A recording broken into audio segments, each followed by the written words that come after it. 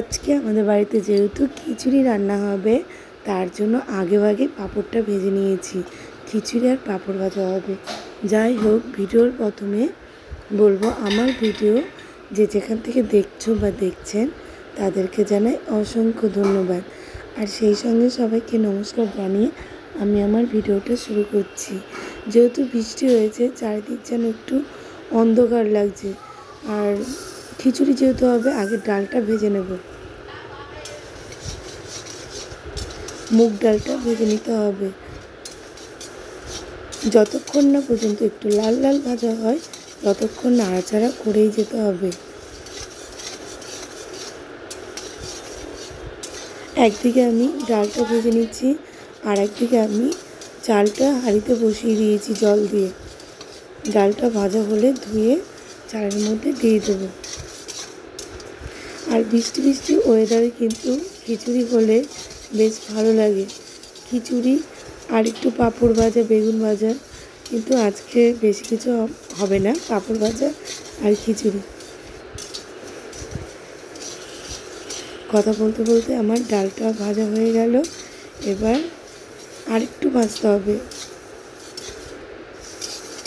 ঠিক এরকম অবস্থায় আসবে, লাল লাল মতো একটু।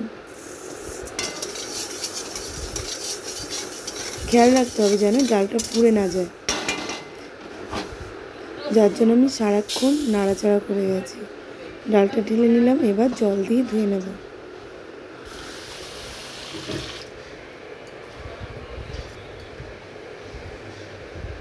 ডালটা ভাজার পর ধুতে একটু অসুবিধা হচ্ছে, একটু গরম আছে ডালটা। ভালো করে চোখ কচলিয়ে নিয়ে ধুয়ে নেব। জল ফেলে আমি আবার পরিষ্কার জল দিয়ে ধুয়ে নিচ্ছি। ধুয়ে এবার আমি হাঁড়িতে দিয়ে দেব।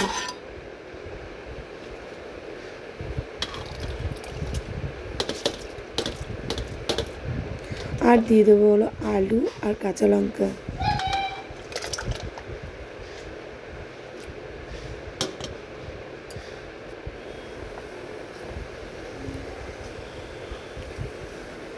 দিয়ে দিলাম লবণ।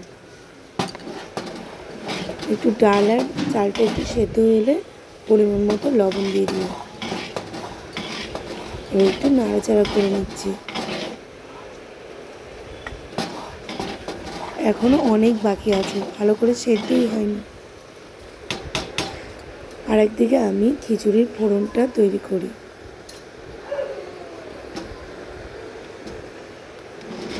কড়াইতে তেল গরম করতে বসিয়ে দিয়েছি, আর এর মধ্যে দিয়ে দেবো খিচুড়ির একমাত্র প্রয়োজন হলো শুকনো লঙ্কা।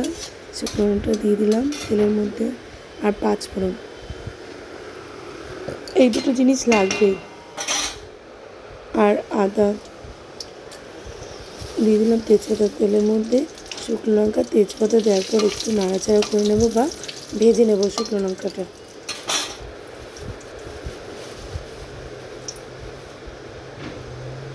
একটু ভাজা ভাজা হয়ে গেলে এই 5 ফোড়নটা দিয়ে দেবো।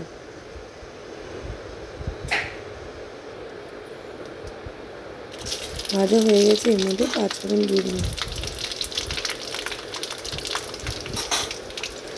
আর এইদিকে আমি মশলাটা করে রেখেছি। এটা হলো আদা বাটা আর একটু জিরে বাটা আর কয়েকটা শুকনো লঙ্কা একসঙ্গে পেস্ট করেছি, এর মধ্যে দিয়ে দেবো।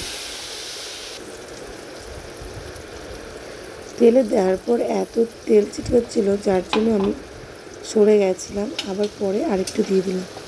দেওয়ার পর এবার নাড়াচাড়া করে নিচ্ছি।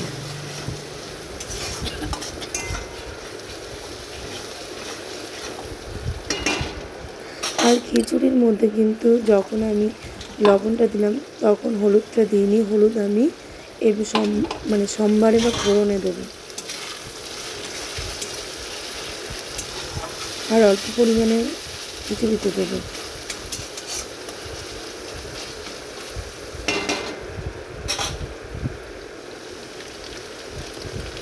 এর মধ্যে দিয়ে দেবো এবার হলুদ।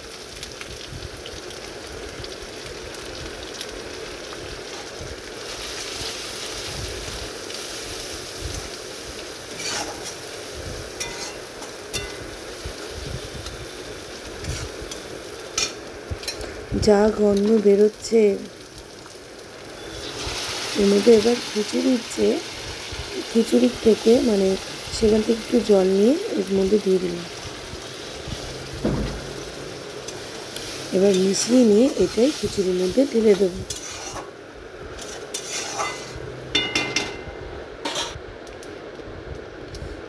আর এই খিচুড়ির মধ্যে সামান্য পরিমাণে একটু হলুদ দিয়ে দিলাম।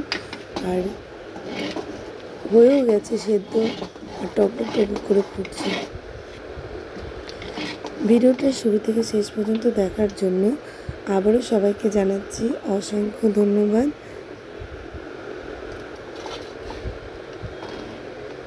হয়ে গেছে। এর মধ্যে আমি এবার যে ফোড়নটা তৈরি করে রেখেছি দিয়ে দেব।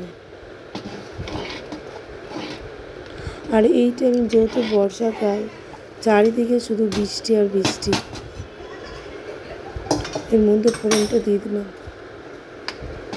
এবার মিশিয়ে নেব।